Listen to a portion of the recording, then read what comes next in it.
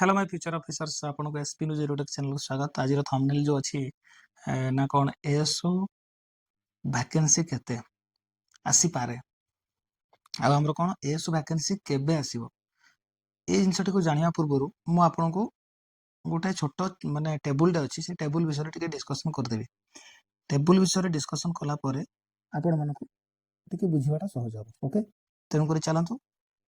मु एबे मु प्रकाश मु असिस्टेंट सेक्शन ऑफिसर हिसाब काम करूची ओडिशा सेक्रेटरीएट रे। या पूर्व आरआई थिली। चलंतु एबे हम टेबुल पाखु जिबा। आपण माने एटा गोटे जिंस देखुचंदी, एटा गोटे टेबुल टे मु आपनको देखौची। देखंतु वर्तमान कोन अछि हमरो तो सबुटा आपण माने बुझिबा दरकार जे ए जो असिस्टेंट सेक्शन ऑफिसर अछि एठी आपण दे देखि दंतु। एटा होची कोन ना तार हला हमरो कैडर हला ओडिशा सेक्रेटरीएट सर्विस।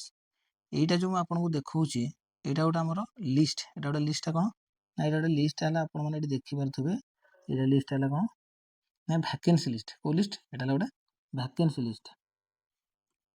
ठीक अछि, यदि वैकेंसी लिस्ट एटा हमरो मु एटा आपण मानको काहे देखैली आपण माने जानतु जे केते कोन तार होची आ वर्तमान हमरो एसु जो वैकेंसी आसुची केते आसी पारे सेटा आगे जानिबा निहाती दरकार। तो जदि आपनको एते इंटरेस्ट माने एबे ओएसएससी सीजीएल अछि ओ ट्रिपल एस आरआई अछि किंतु सब बेले क्वेश्चन आछी ना कोन सर आपण आगे कहंतु ओपीएससी वैकेंसी केबे आसुची। तो मु एटा सेति बाय मु चिंता करली ना एटा गोटे आपनको गोटे जिंस देखै दे। तो ताहले जदि हम सेटा देखिबा, जो देखिबा ताले एठी हमरो कोन लिखा अछि ओडिशा सेक्रेटरीएट सर्विस वैकेंसी आज ऑन 1/1/2026 माने जो जनवरी 2026 हैला से ताकू देखि हमरो जो वैकेंसी था वर्तमान एटा को से आछि। जदि आपण माने एटा देखिबे ताले हमरो एठी कोन अछि आपण एठी आ गोटे जिंस टिके देखि नियंतु। एठी गोटे पॉइंट आपण देखि परछंती एटा कोन सैंक्शन स्ट्रेंथ माने एक्चुअली ओडिशा सेक्रेटरीएट सर्विस रे केतेटा पोस्ट थाए। जदि आपण देखिबे एएसओ रो केतेटा पोस्ट थाए, एएसओ रो केतेटा पोस्ट थाए तो एठी के देखि दियंतु। एएसओ रो केतेटा पोस्ट थाए ना 1469 पोस्ट थाए। सैंक्शन माने एतिटा पोस्ट मैक्सिमम रहि परियो। ताले वर्तमान मेन इन पोजीशन केतेटा अछि यदि आपण देखिबे मेन इन पोजीशन केतेटा अछि ना 1159 टा अछि। ताले हमरो वैकेंसी केते अछि, वैकेंसी केते अछि आपण यदि देखिबे वैकेंसी केते अछि ना वैकेंसी अछि हमरो एठी टिके नजर पके दंतु 340 टा वैकेंसी अछि। ताले एसो एबे केते वैकेंसी अछि 340 टा अछि। ठीक अछि, एडु मन रख पारले एसो वैकेंसी केते अछि 340 टा अछि।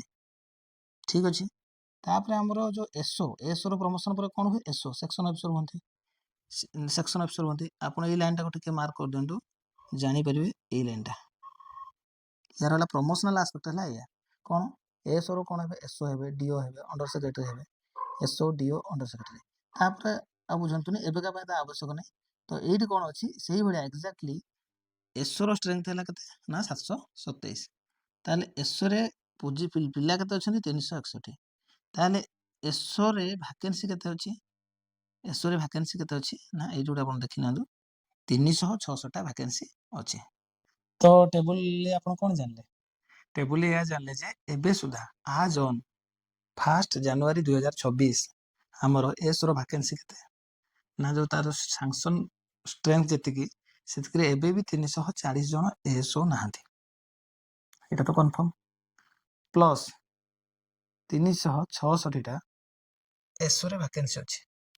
यदि एबे जो माने एसओ अछंती से माने एसओ को प्रमोशन पाई जानती ताले अराउंड 700 आपनकर वैकेंसी एसओ रे क्रिएट हे जिवो। तो एसओ रे 700 वैकेंसी क्रिएट हे जिवो किंतु सेटा केते बेले जदी वर्तमान जो माने एसओ अछंती प्रमोशन पाई जानती किंतु एबे सेटा हेई नै। सेटा हला बेलको हमरो से यदि प्रमोशन हुए जनरली हमर से डिसेंबर रे डीपीसी फाइनलाइजेशन पर से प्रमोशन टा हुए। तो फिलहाल एबे सुधा हेई नै। तो जना पड़िला जे हमर वैकेंसी होची केते ना 340 अछि किंतु एबे सुधा मु आपन मन को गोटे कथा कहबा को चाहूची एबे सुधा तार कोनोसी भी क्लैरिटी नाही जे नेक्स्ट 2 मास पर वैकेंसी पळा आसीबो, नेक्स्ट 3 मास पर वैकेंसी पळा आसीबो कि नेक्स्ट 4 मास पर वैकेंसी पळा आसीबो। एइटा हला ट्रुथ। बारंबार मु एत वीडियो माने पकोची पिला माने आपण प्रथमे कहंतु सर एएसओ वैकेंसी केबे आसीबो। आपण मानन को मु गोटे एज ए माने ତମେ ଯାହା ବି ଭାବୁଥିବ, ତମେ ବଡ଼ ଭାଇ ଭାବୁଥାଇ ପାର, କି ଜଣେ ସାର୍ ଭାବୁଥାଇ ପାର, କି ଜଣେ ମେଣ୍ଟର ଭାବୁଥାଇ ପାର। ମୁଁ ତମମାନଙ୍କୁ ଗୋଟେ କଥା କହୁଛି ଯେ ଫାଷ୍ଟ ତମକୁ ଗୋଟେ ଜବ୍ ନେବାର ଅଛି। ତେଣୁକରି ଏଏସ୍ଓ ଯେବେ ଆସିବ ଆସୁ। ଏଏସ୍ଓ ଆସିଲେ ଏବେ ଯୋଉ ପାଠଟା ତମେ ପଢିଦେବ ତାର କିଛି ଅସୁବିଧା ହବ କି? ସେତେବେଳେ ସେଇଟା କାମରେ ଲାଗିବ ନା ଲାଗିବନି? ମୁଁ ଫ୍ରାଙ୍କଲି ତମକୁ କହୁଛି ଏଏସ୍ଓ ପାଇଁ ମୁଁ ସେମିତି ଆଦୌ ପ୍ରିପାରେସନ୍ ସେତେ ଡିପ୍ ଲେଭେଲର କରିନାହିଁ। ବହୁତ ରେୟାର ଓନ୍ଲି ଆମର ଓଡ଼ିଆ ଟିକେ ରିଭିଜନ କରିଥିଲି, ଆମର ଇଂଲିଶ ରିଭିଜନ କରିଥିଲି ତାର। କିନ୍ତୁ ମୁଁ ତମକୁ କହୁଛି ଗୋଟେ ବି ମୁଁ ମ୍ୟାଥ ଟେଷ୍ଟ ଦେଇନାହିଁ। ତାର ଫର୍ମୁଲା ସବୁ ଦେଖିଥିଲି, ରିଭିଜନ କରିଥିଲି। ତାହେଲେ ମୁଁ ପାଇଲି କେମିତି? ମୁଁ ପୁଣି ପାଇଲି ନା ନାହିଁ? ତ ପାଇଲି ଏଥିପାଇଁ ଯେ ମୁଁ ଯୋଉ ପୂର୍ବରୁ ଯୋଉ ପାଠ ପଢିଥିଲି ସେଥିରେ ମୋର ଏନଫ୍ ନଲେଜ ଥିଲା। ମୁଁ ଯଦି ରିଭିଜନ କରିଥାନ୍ତି ମୋ ର୍ୟାଙ୍କ ବି ବହୁତ ଭଲ ଆସିପାରିଥାନ୍ତା। ମୋ ରିଭିଜନ ମୁଁ କରିନି ସେମିତି, କାରଣ ମୋ ପାଖରେ ସମୟ ନଥିଲା, ମୁଁ ଆରାଇ ହେଇଯାଇଥିଲି। ତ ପ୍ରଥମେ ତମକୁ ଗୋଟେ ଜବ୍ ଦରକାର। କିନ୍ତୁ ତମେ ଯଦି ବାରମ୍ବାର ଏସୁ କେବେ ଆସିବ, ଏସୁ କେବେ ଆସିବ, ଏଇ ଜିନିଷଟିକୁ ଭାବିକି ମାନେ ଏସୁ ଆସିବ ଆମେ ପ୍ରିପାରେସନ୍ କରିବା, ସେମିତି ଆଦୌ ଭାବନ୍ତୁନି। ଏବେ ଯୋଉ ଜିନିଷଟା ବାହାରିଛି ତାକୁ ଫୋକସ୍ କରନ୍ତୁ। ଚ୍ୟାନେଲ ଅଛନ୍ତି, ସବୁ ଚ୍ୟାନେଲ ତ କହୁଛନ୍ତି ଆଜ୍ଞା ଏଠୁ ଏଠିକି ଚିଠି ପଳେଇଲା, ଏଠୁ ଏଠିକି ଚିଠି ପଳେଇଲା, ଏମିତି ପଳେଇଲା। ଚିଠିଟା ପଳେଇଛି ସତ, ଚିଠିଟା ବି ଦରକାର ପଡ଼ିଲେ 6 ମାସ ପେଣ୍ଡିଂ ହେଇକି ସେଠି ରହିଯିବ। ମୋ କଥାଟା ବୁଝିପାରିଲେ? ମୁଁ ତମକୁ କାହିଁ କହିପାରୁନି ଯେ ନାଇଁ ନାଇଁ ପିଲାମାନେ 3 ମାସ ପରେ ଆସିବ, ୟାର ଆବସଲ୍ୟୁଟ ଆନ୍ସର କିଛି ନାହିଁ। ତ ଏଇଆ ହେଲା କଥା। ହଁ, ତା ଅଣ୍ଡର ପ୍ରୋସେସ ଚାଲିଛି, କିନ୍ତୁ 100% ନୁହେଁ ଯେ ଏଇଆ ଏଇପଳା ଆସିବ। ଯଦି ଆର ବର୍ଷ ଭ୍ୟାକେନ୍ସି ଆସେ, ଯଦି ନେକ୍ସଟ ଇୟର ଭ୍ୟାକେନ୍ସି ଆସିଯାଏ, ତାହେଲେ ତମ ଭ୍ୟାକେନ୍ସିଟା ଦରକାର ପଡ଼ିଲେ 500 ଏଭବ କ୍ରସ୍ କରିଯାଇପାରେ। କାରଣ 700 କାରଣ ପ୍ରମୋସନ ଯଦି ହେଇଯାଇଥିବ 500 ଏଭବ ହେଇଯାଇପାରେ।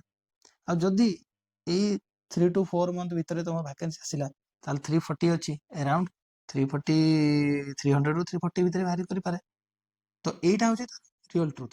ଆଉ ତମମାନଙ୍କୁ ଜାଣିଥାଅ ଏଏସ୍ଓର ଯୋଉ ପ୍ୟାଟର୍ନ ଅଛି, ଯୋଉମାନେ ଲାଷ୍ଟ ଟାଇମ ଜାଣିନଥିବ, ଏଏସ୍ଓର ଯୋଉ ପ୍ୟାଟର୍ନ ଅଛି ଏବେ ଯୋଉ ଗଲା 40 ମାର୍କ 40 ମାର୍କ ତମର ଜିକେ ରହୁଛି, ଯୋଉଟା କି ଆମର ସେକ୍ସନାଲ କଟ ଅଫ ହିସାବରେ ଓପିଏସସି ନେଇଥିଲା। ତ ସେଇଟାକୁ ଟିକେ ତମେ ତେଣୁକରି ଜିକେ ପର୍ସନଟାକୁ ଟିକେ ମାନେ ଟିକେ କଷ୍ଟ ଥାଏ ଓପିଏସସି ର। ତ ତାକୁ ଟିକେ ତମମାନଙ୍କୁ ଧ୍ୟାନ ଦେବାକୁ ପଡିବ।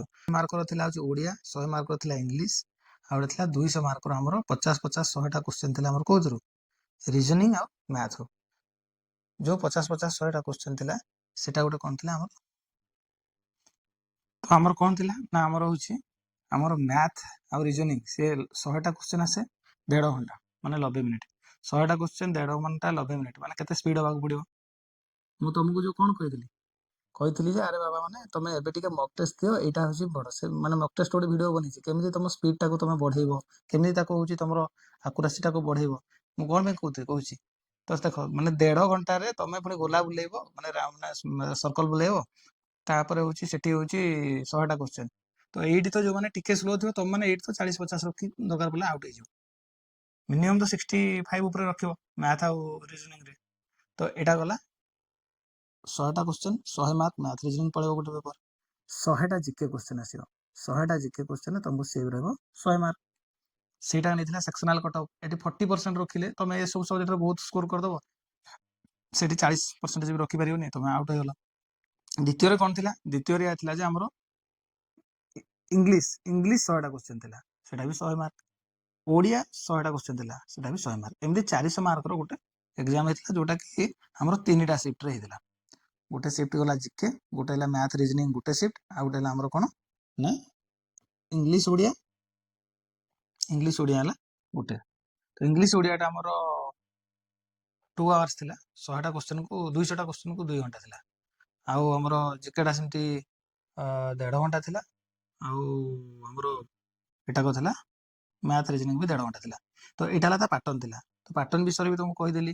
ତମମାନେ ଯୋଉ ଭାବିଥିଲ ଯେ ନା ଆକ୍ଚୁଆଲି ହଉଛି କେତେ ଏକ୍ଜାକ୍ଟ ସାର୍ କହିଦେବେ, ବାରମ୍ବାର କ୍ୱେଶ୍ଚନ ପଚାରୁଛ, କ୍ୱେଶ୍ଚନ ପଚାରି ତମେ କଣ ହଉଛ ନା ମାନେ ତମର ଯୋଉ ପ୍ରେଜେଣ୍ଟ ଫୋକସ ଠାରୁ ହଟୁଛ। ମୁଁ ମୋ ଷ୍ଟୋରିଟା ବି ଏଥିପାଇଁ କହିଲି ଯେ ଦେଖ, ମୋର ଯେହେତୁ ପ୍ରିଭିୟସ ମୁଁ ଗୋଟେ ଟେଷ୍ଟ ସିରିଜ ଦେଇନି, ମାନେ ମ୍ୟାଥର ଟେଷ୍ଟ ସିରିଜ ଦେଇନି, ମୁଁ ଆରାଇ ଥିଲି 2ଟା ସର୍କଲ ଚାର୍ଜ ଥିଲି। ମତେ ଟୋଟାଲି ସମୟ ନାହିଁ, ଲାଷ୍ଟ ମୋମେଣ୍ଟରେ ବହୁତ କାମ ପଡିଲା। ମାନେ ଯୋଉ ଇଏ ହେଲା ସେ ସମୟରେ ଗୋଟେ ବହୁତ ବଡ ବନ୍ୟା, ମାନେ ସରି ବର୍ଷା ବହୁତ ଜୋର ହେଇଥିଲା। ତ ମାନେ ବର୍ଷା ଯେତେବେଳେ ହେଇଯାଏ ଆରଆଇ ମାନଙ୍କର କାମ ବହୁତ ଆକ୍ଟିଭ ହେଇଯାଏ। ପାଖାପାଖି ମୁଁ ତାକୁ ମାନେ ପ୍ରପରଲି ଭାବିଥିଲି ଲାଷ୍ଟ 10 ଦିନରେ ଦେଇଦେବି ବୋଲି, ଦେଇପାରିଲିନି। ମୁଁ କଣ କହିଥିଲି ସେଠି ଗୋଟେ ମୁଁ ବନେଇଛି how to attempt mock test, ସେ ଭିଡ଼ିଓଟା ବି ଦେଖିନ, ଟିକେ ଯାଇକି ଦେଖିନିଅ। ସେଇଠି କେତେ ମାନେ କଣ ହୁଏ, ଆଜି ଦବା କାଲି ଦବା କହିକା ଦେଇ ହୁଏନି। ଏକ୍ଜାକ୍ଟଲି ସେଇ କେସ୍ ହେଇଥିଲା। ତ ମୁଁ ତମକୁ ଏଇ କଥାଟା କହିବାକୁ ଚାହୁଁଛି ଯେ ବର୍ତ୍ତମାନ ଯୋଉ ଜିନିଷଟା ଅଛି ତା ଉପରେ ଫୋକସ କର। ଆଉ ଏଇଟା ବି ତମକୁ ଦେଖେଇଦେଲି ଭ୍ୟାକେନ୍ସି ଅଛି, କିନ୍ତୁ କେବେ ଆସିବ ତାର କୌଣସି ଆବସଲ୍ୟୁଟ ଆନ୍ସର ନାହିଁ। ଦରକାର ପଡ଼ିଲେ 3 ମାସ ପରେ ଆସିପାରେ, ଦରକାର ପଡ଼ିଲେ 4 ମାସ ପରେ ଆସିପାରେ, ପ୍ରୋସେସରେ ଅଛି 4 ମାସ ପରେ ଆସିପାରେ, ଦରକାର ପଡ଼ିଲେ ଯଦି ଡିଲେ ହେଇଗଲା ନ ଆସିକି ଆର ବର୍ଷ ବି ଆସିପାରେ। ओके तार किसी एब्सोल्यूट आंसर नहीं आउ माने जेहेतु आंसर आपण पाइगले मु भाबुची टिके वीडियोटा को शेयर कर दियंतु आउ ताको टिके लाइक कर दियंतु आपण मानको भल पाइबा टिके दियंतु ता फଳରେ आउ नेक्स्ट आमे जो हमर आपण कहितली जेटा ऑफिसर वीडियो आसीबो बोली सेटा वर्तमान तार एडिट चलची टिके एक्चुअली एडिट रे टिके प्रॉब्लम हे जेतला माने हेई पार नतला टिके थरे गोटे मिस्टेक हे गला सेति बे एटा ते वीडियोटा डिले हे गला से वीडियोटा बहुत जल्दी आछे से वीडियोटा को बहुत भल पाइबा देबे कारण ता परे जो नेक्स्ट जो हमर आसुची जने सारंकर जो ऑफिसरंकर इंटरव्यू आछी तापर आमे तापर आउ जने सार को मते अप्रोच करि परबे ऑलरेडी मु अप्रोच करि सारी से राजी अछि ए वीडियोटा पके देला परे से सार को सहित आनिबे आउ ठीक अछि bye bye till the next video thank you my friends.